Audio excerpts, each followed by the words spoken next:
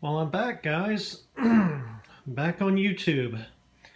So it's been a couple of years since I've done an update, and I've also got a lot done on the model railroad. And I'm kind of painting around, as you can see. You can see how it's all laid out in the room, kind of a compound S shape. So let's start with a tour. Down here, you can see my JMRI, my PR3, and up in there is the old Digitrax DCS 100. I have a router hooked up. I can run on smartphone or I can run conventional throttles. I use an iPhone, so I use the Y throttle or Wii throttle. Not sure what you call it. So without much ado, and a little bit more too. You can see my programming track right here. There's my keyboard and mouse. When I'm not using it, I can pull that curtain across. There's clothespins glued up behind the fascia, and I can clip that curtain in there, and you can't see it. It's all nice and clean, which makes my wife happy. So let's start with a tour of the layout. Down here at the end of Humboldt Yard is the North Avenue Viaduct, my first scratch-built structure. Under it you can see an old abandoned Milwaukee Road trailer. That's a little Athearn kit. Heavily weathered, planted a bunch of weeds and junk. As we go down the yard here, there's the freight house, which you've seen in previous videos. The station is gone, and I replaced it with the Walters Yard Office, which is a more prototype specific structure. Not totally exactly like the real one, but it's pretty darn close. So some freight cars, I've upgraded that as well over the past couple of years. The engine terminal, just like the real Humboldt terminal, doesn't have a lot to it.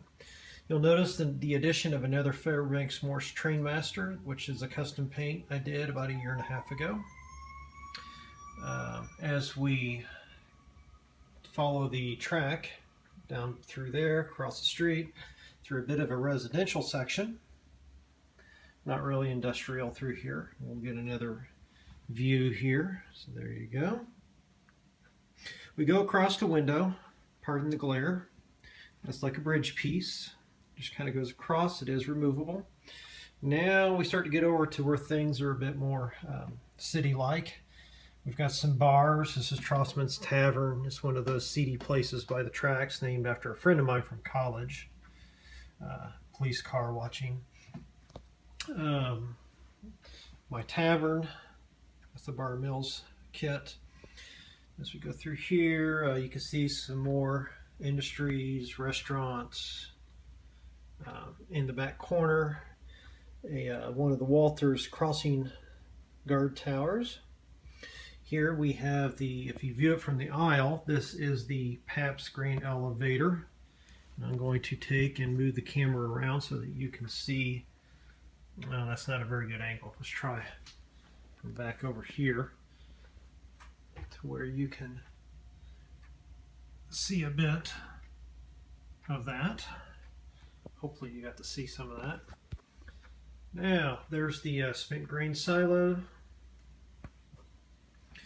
The Schlitz grain elevator where the malt was brought from the terminal elevator further up the line.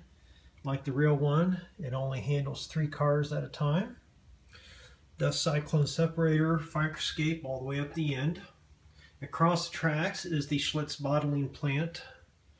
As you can see, looking down through there. All my trash and garbage. The inside of the plant is open. Scratch-built beer crates. Guy eating lunch on his forklift.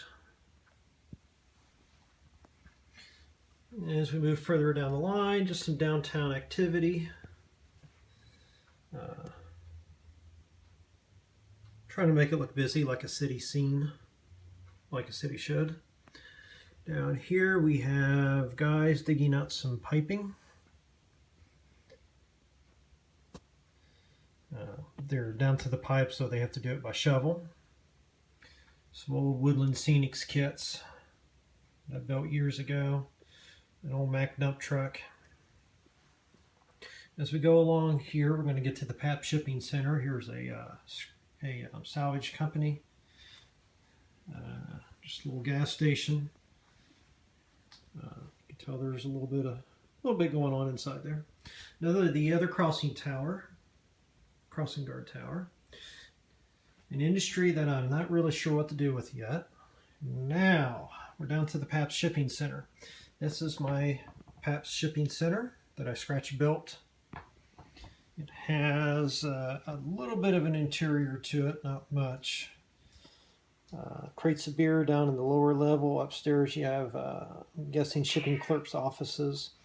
I didn't really know exactly what to put in here. I couldn't find any information concerning the interior. Now, real quickly, here's some of my, this is a regular ice reefer AccuRail kit with their renumbered decals, plain old roof walk. I add my own cut bars and air hoses to these. This is an AccuRail plug door reefer with the roof hatches removed and puttied over with a plain old roof walk on it. I have 3 more of these cars. There's another one right there. Again, with the same details as the ice reefers. Going down, we have another bridge across another window, which also has my siding at the other end. We get down here. I'm going to try and close that glare off a little bit. There, that's better.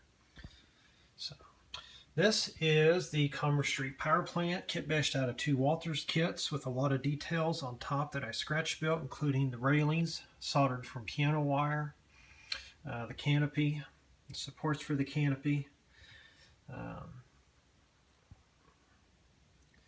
And then here's just a little railroad building. Kind of try to get away from the glare. Classic Metal Works pickup truck. The Milwaukee Road Freight House, another scratch-built structure with some shadow boxes. I'm going to get in here so you can see that. And look for the other shadow box. Oh, there it is. Put the car back. So this is down at Genoa Avenue. Got the team tracks. We've got Lincoln Storage with the Blatz sign on it, the classic Blatz. More ice bunker reefers with the same detail as the ones you saw at Pabst. Some box carloads of lumber. Sometimes we have reefers for onions. There's the interior going into the warehouse, which I scratch built, by the way. Furniture store, which will eventually get an interior. As we go back here, you can see we need some better lighting, which we're going to talk about that. There's an interior to the warehouse as well. You can't see that too well. There's more in there as well. So one of the projects is going to be take the Woodland Scenics lighting system. I'm going to light up the interiors of some of these buildings. Replace all my metal street lamps with the lighted ones. I'm going to light up my shadow boxes on my freight depot. And so that'll be my project for the year. You notice also some other mechanical aspects of the layout. I took away my push-pull knobs because they didn't work very good. And I put over center springs in. I'd say I like those a lot better. My turnouts, by the way, are fast-track turnouts built from the jig.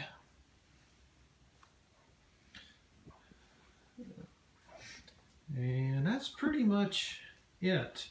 I'm going to post some more videos here before too long, covering other aspects of the layout, from specific structures to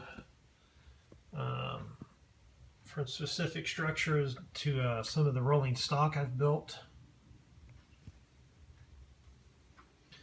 If you guys want to see something in particular, then just say so and I'll do a video about it. So anyway, that is pretty much it. So welcome back, and I hope to be a little bit better about doing my updates. Until then, everybody have a good one.